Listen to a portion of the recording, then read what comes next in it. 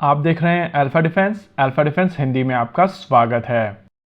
आज के इस वीडियो में हम लोग बात करने वाले हैं इस इमेज के बारे में जो चाइनीज डिफेंस एविएशन की पूरी स्टोरी दिखाती है। इस फोटोग्राफ में आपको जो फाइटर जेट दिखाई दे रहा है वो J-35 फाइटर जेट है जो पीएलए नेवी के एयरक्राफ्ट कैरियर फुजियान से लॉन्च किया जा रहा है। इस डेवलपमेंट की ग्रेविटी को समझिए। चाइना की तरफ से अपना खुद का एक फ्लैग टॉप एयरक्राफ्ट कैरियर बनाया गया है और उस एयरक्राफ्ट कैरियर के ऊपर ईमाल्स लगाए गए हैं, यानी कि इलेक्ट्रोमैग्नेटिक लॉन्च सिस्टम। ये तो हुई शिप बिल्डिंग कैपेबिलिटी, लेकिन उसके साथ में जो एयरक्राफ्ट लॉन्च किया जा रहा है वो एक 5th जनरेशन फाइटर जेट है, यानी कि स्टेल्थी फाइटर जेट जो चाइना ने पूरी तरीके से खुद बनाया है। देखिए, दूसरे चाइनीज एयरक्राफ्ट की अगर आप बात करें, चाहे वो J-10 हो या J-16 हो, ये सारे के सारे फाइटर जेट डिजाइन बाहर के डिजाइन है और उसके बाद उनको इम्प्रोवाइज किया गया है। J-20 के केस में भी काफी ज्यादा रशियन टेक्नोलॉजी एक्सेस की गई थी और J-20 में जाने वाले इंजन काफी हद तक रशियन इंजन के बेसिस पर बनाए गए।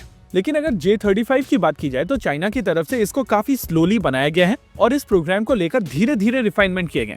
वैसे अगर बेसलाइन FC-31 प्रोटोटाइप की बात की जाए तो ये साल 2014 में अनवील किया गया था और साल 2015 में इसकी पहली उड़ान हो गई थी। ये वो समय था जब ये एयरक्राफ्ट पूरी तरीके से तैयार नहीं था, इसके इंजन से काफी ज्यादा ब्लैक स्मोक निकल रहा था और फिर चाइना ने धीरे धीरे इसको रिफाइन करना शुरू किया है। इनिशियली माना गया था कि वो स्मोकी इंजन RD-93 इंजन हैं, जिनके वेरिएंट शुरुआती MiG-29 और JF-17 थंडर में यूज किया गया था। साल 2015 से लेकर साल 2021 तक इस एयरक्राफ्ट के अलग अलग प्रोटोटाइप्स के ऊपर काफी ज्यादा रिफाइनमेंट एक्सरसाइजेस हुई थी। इनको काफी ज्यादा एक्सटेंसिवली टेस्ट किया गया था और बहुत सारे इंप्रूवमेंट करने के बाद में जब एयरक्राफ्ट तैयार हुआ तो उसके नेवलाइज वेरिएंट को J-35 कहा गया। J-35 कंप्लीटली चाइनीज डिजाइन है और इसमें यूज होने वाले इंजन भी पूरी तरीके से चाइनीज है। वैसे शुरुआत में कहा जाता था कि चाइनीज हैकर्स ने F-35 का डेटा चुराया था और उसके बेसिस पर डिजाइन बनाई गई थी, लेकिन अगर आप इस एयरक्राफ्ट के डिजाइन को F-35 से कंपेयर करेंगे तो आपको समझ में आएगा कि J-35 काफी स्लिम डिजाइन है और एरोडायनेमिकली अगर इतने सारे चेंजेस बॉडी के ऊपर होते हैं तो पूरा का पूरा एयरक्राफ्ट बदल जाता है।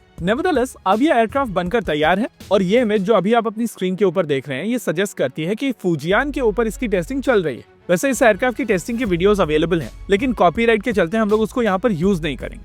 लेकिन इस पूरे एपिसोड में दो चीजें हैं जो हम लोगों को समझनी पड़ेगी। एक, साल 2015 में पहली उड़ान होने के बाद में चाइना जैसे देश में एयरक्राफ्ट को 10 साल लगे हैं इंडक्शन के करीब पहुंचने में। वही दूसरी इंपॉर्टेंट चीज है कि पहले प्रोटोटाइप से लेकर इस एयरक्राफ्ट के बीच में जमीन आसमान का अंतर है। जहां पहला प्रोटोटाइप बिल्कुल क्रूड डिजाइन था, वहीं आज का ये डिजाइन काफी ज्यादा इंप्रेसिव डिजाइन है और अगर आप कॉन्स्टेंटली अपनी खुद की टेक्नोलॉजी में इन्वेस्ट करते रहेंगे तो आपको इसी तरीके के रिजल्ट्स देखने मिलेंगे। वैसे फुजियान के वीडियो में और भी काफी इंटरेस्टिंग चीजें दिखाई दे रही हैं और इनके बारे में भी डिटेल में बात करना जरूरी है, जैसे कि Chinese carrier borne airborne early warning और कंट्रोल सिस्टम। हालांकि ये स्पेसिफिक कंपोनेंट काफी इंपॉर्टेंट है और इसके बारे में भी हम लोग एक डिटेल वीडियो जरूर करेंगे। एज सच J-35 को लेकर अगर बात की जाए तो इस पूरे प्रोग्राम में सबसे इंपॉर्टेंट चीज है इसमें यूज होने वाला इंजन। जहाँ शुरुआती प्रोटोटाइप रशियन RD-93 के ऊपर बेस्ड थे, वहीं पर लेटेस्ट डिजाइन WS-13 के ऊपर बेस्ड है। जो डेटा पब्लिक किया गया है उसके हिसाब से ये इंजन 90 किलो न्यूटन से ज्यादा का थ्रस्ट जनरेट करने में सक्षम है और उस हिसाब से ये RD सीरीज के सबसे ज्यादा पावरफुल इंजन से ज्यादा थ्रस्ट जनरेट करता है। यानी कि ओवरऑल डेवलपमेंट में न ही केवल चाइना की तरफ से अपना खुद का एयरक्राफ्ट कैरियर बनाया गया है,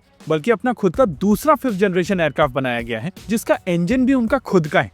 भारत में हम लोग ये चीज मानते हैं कि चाइनीज प्रोडक्ट की क्वालिटी काफी लो होती है और अगर आप इस एयरक्राफ्ट के पहले प्रोटोटाइप यानी कि FC-1 की बात करें तो वो बात काफी हद तक सही भी थी। लेकिन अगर J-35 की बात की जाए तो वो काफी ज्यादा रिफाइंड डिजाइन है और ये रिजल्ट है चाइना की तरफ से किए गए इन्वेस्टमेंट का, जो उन्होंने अपनी खुद की इंडस्ट्री में काफी समय से लगातार किया है। ऐसा नहीं है चाइना के पास में रशियन हार्डवेयर इंपोर्ट करने का ऑप्शन नहीं था और ऐसा भी बिल्कुल नहीं था कि उनके एनिमीज नहीं थे, लेकिन जिस तरीके का इन्वेस्टमेंट उन्होंने अपनी खुद की इंडस्ट्री में किया है उसके रिजल्ट्स आज वो देख रहे हैं और कहीं ना कहीं यहाँ से भारत को भी मोटिवेशन लेने की आवश्यकता है। इसी के साथ आज के इस वीडियो में रखते हैं केवल इतना ही। वीडियो को अंत तक देखने के लिए धन्यवाद। देखते रहिए अल्फा डिफेंस। जय हिंद।